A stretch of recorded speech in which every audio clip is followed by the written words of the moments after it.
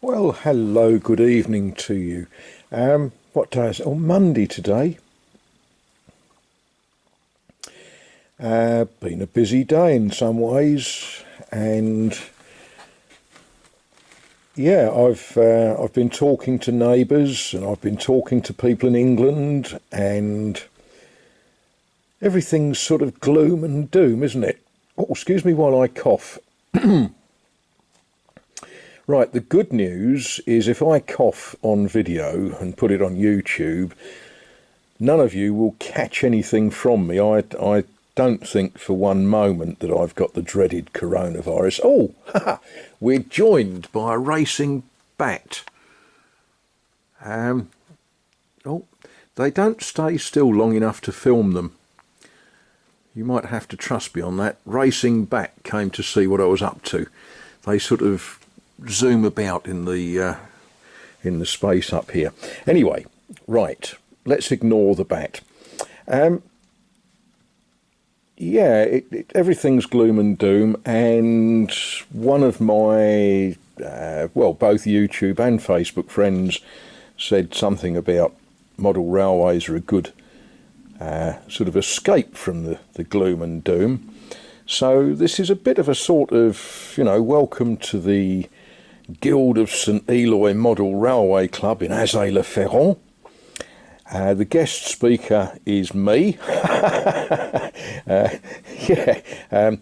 Gentlemen, will you please just take a seat and there's some empty seats there for you. Right, okay. Virtual clubs, you can't catch anything, and I think a virtual club at a time like this is not a bad idea. One of my colonial friends, who will probably identify him in the remarks himself in the remarks later, said in response to something I posted a few days ago, "Where are all of the cabooses?" Oh dear, we don't have cabooses. No. They're only in those terrible cowboy films where bandits ride their horses along the side of the train and jump on, and then they blow up the payroll safe and all that sort of thing. No, we have now, some people will call them guards vans, some people will call them brake vans, because their original job was to allow braking for the train. If we go way back into the middle 1800s, you had a locomotive up the front of the train. We've got locomotives. That's a locomotive. The locomotive would be at the front. The locomotive had brakes, and it would be pulling a lot of wagons or carriages or whatever that didn't have any brakes on at all. And so at the back of the train you needed a vehicle of some sort with brakes and with someone to work them. So brake vans, guards vans, call them what you will. Now, I do have a moderate number of them. This is a rather battered Hornby Dublo. You can see it's rather battered. It arrived to me slightly less happy looking than that. Somewhere in my as yet unopened boxes I've got another one that's actually wearing some very different couplings. Obviously a scale modeler wanted a better look. But this is a Hornby Dublo tin plate. So it's printed. The ducket is flat to the vehicle, doesn't stick out like it should. It's just printed onto the tin. And yeah, this one actually runs quite nicely now. I've oiled the wheels. Someone far cleverer than me will tell us roughly how old that one is. Now, as things moved on, Hornby changed from these sorts of tin plate things to plastic bodies, still on metal chassis. This one, as you can see, needs a new coupler on it. I was thinking about that. It's got a good coupler on one end, and I was thinking I'll probably take that coupling off it and modify it to a proper scowl, 3-link coupling and brake pipe and all that sort of good thing. Because it's, you know, that one really wants tidying up. This one also, of course, has got plastic wheels, so you can use this on 2-rail systems if you want, whereas the older tin plate one has got metal wheels, metal axles, and can only be used on 3-rail. Now, that one is fairly battered, but look at this little gem. Now, this was a free gift. Very nice chap, knew that I was into this sort of thing, and he gave me 1 or 2 bits and pieces.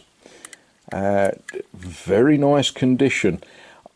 Knowing him, he was probably the sort of child that looked after things, and it was a childhood toy of his, along with 1 or 2 other rather nice pieces that he gave me. So that again, that's tin plate. You can see the shine on it, and you can see that it's just printed onto the tin. And Hornby, again, when they moved into plastic, they gave us this version, which is, as near as makes no difference, the same thing.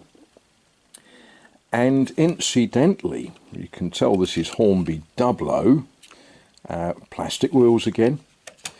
Incidentally, in the current range of Hornby, which is now made in China, although this one actually says made in Great Britain, but this is a Hornby Railways plastic bodied brake van, guards van. Now, before 1948, Britain had lots of different railway companies. So this one, again, it's a guards van, brake van, but this is what I would think of as a Western region job. Plastic body on a Hornby Dublo metal chassis, plastic wheels. Again, we can run this on 2-rail or 3-rail. Somebody in the life of this one has done terrible things to the couplings. What people find is this little bar here sometimes can foul on the 3rd rail of points. So people tended to bend them up, but when you do that, the Hornby uncoupling rails won't work. So yeah, that might get readjusted. But there we are, Cabooses, brake vans for trains.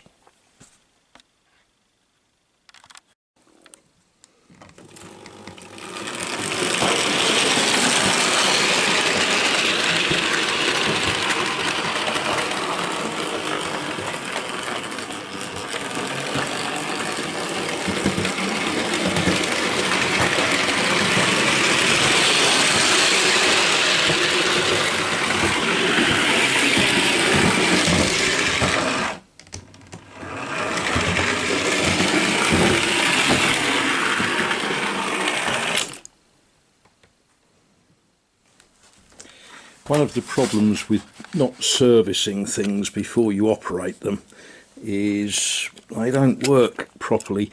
All of these need a good cleaning and adjusting. That way they will, yes, you see. There are available various resources that tell you how to adjust the couplings on these so they don't come apart. I'm not the man to ask about that.